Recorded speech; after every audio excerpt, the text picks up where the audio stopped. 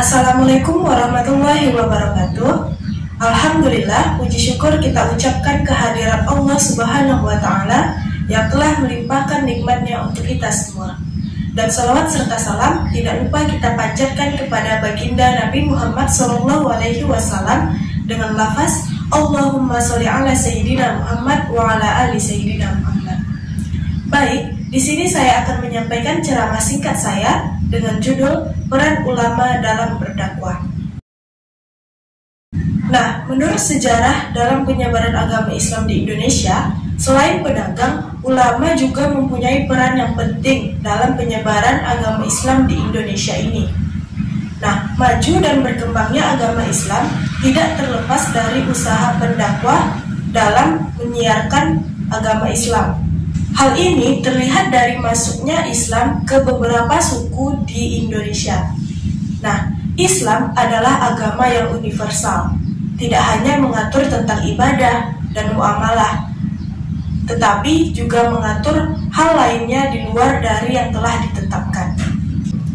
Nah, hal inilah yang harus kita pelajari dan jadi banyak pertanyaan mengenai dakwah ini.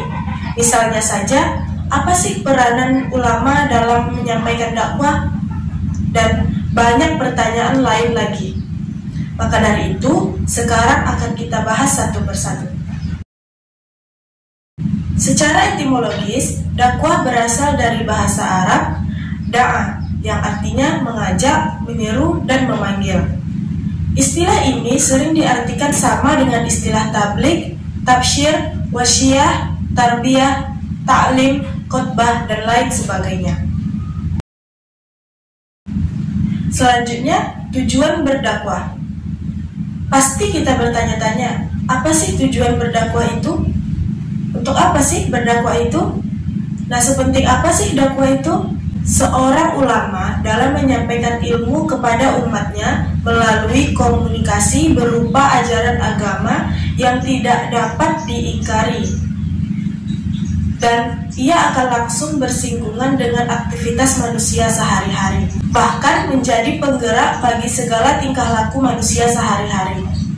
Nah, maka seorang ulama dalam menyampaikan pesan dakwahnya sangat dipengaruhi oleh bahasa yang dia gunakan, serta budaya apa yang ada di lingkungan tempat dia berdakwah. Ulama memiliki peran yang sangat besar dalam peristiwa sejarah penting, terutama peristiwa sejarah perubahan masyarakat atau social engineering. Bahkan nyaris tidak ada satupun perubahan masyarakat di dunia ini yang tidak melibatkan peran ulama, karena merekalah orang pertama yang menyebarkan kesadaran di tengah-tengah masyarakat, sehingga masyarakat memiliki kesadaran untuk melakukan perubahan menjadi jauh lebih baik lagi. Dari sini, kita bisa simpulkan bahwa ulama merupakan sumber dan inspirasi perubahan dalam kehidupan bermasyarakat. Nah, ada beberapa peranan ulama dalam menyampaikan dakwah. Yang pertama, ulama sebagai pewaris para nabi. Yang dimaksud dengan pewaris para nabi ini adalah orang yang memelihara dan menjaga warisan para nabi, seperti wahyu atau risalah, serta Al-Quran dan Sunnah. Dengan kata lain, peran ulama sebagai pewaris para nabi adalah menjaga agama Allah dari penyimpangan-penyimpangan yang terjadi. Nah, hanya saja peran ulama bukan hanya sekedar menguasai pemikiran Islam, baik yang menyangkut masalah akidah maupun syariah, tetapi juga bersama umat berupaya menerapkan dan memperjuangkan serta menyebarkan risalah Allah.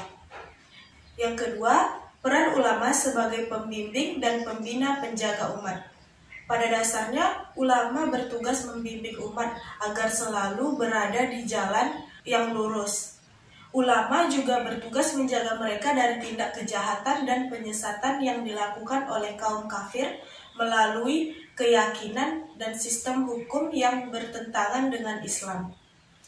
Semua tugas ini mengharuskan ulama untuk selalu menjaga kesucian agamanya dari semua kotoran. Nah, yang ketiga, peran ulama sebagai pengontrol penguasa. Peran dan fungsi ini hanya bisa berjalan jika ulama mampu memahami masalah politik global dan regional.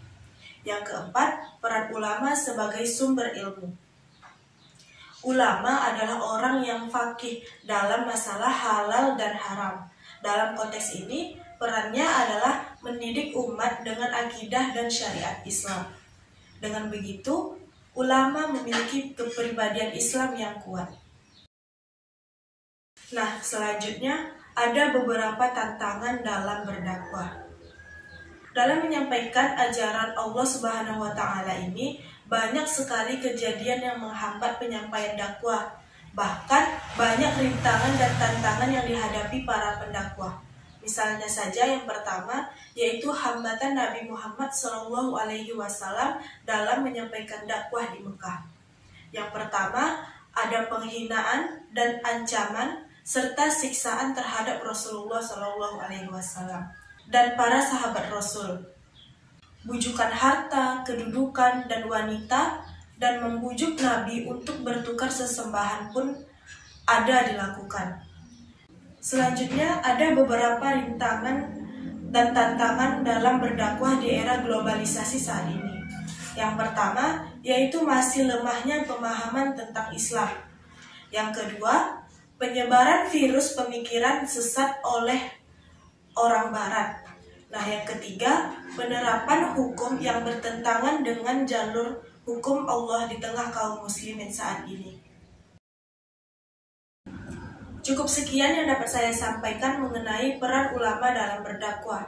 Mohon maaf bila ada kesalahan dan kekurangan, karena yang sempurna hanya milik Allah. Saya akhiri dengan wabillahi taufik wal hidayah. Wassalamualaikum warahmatullahi wabarakatuh.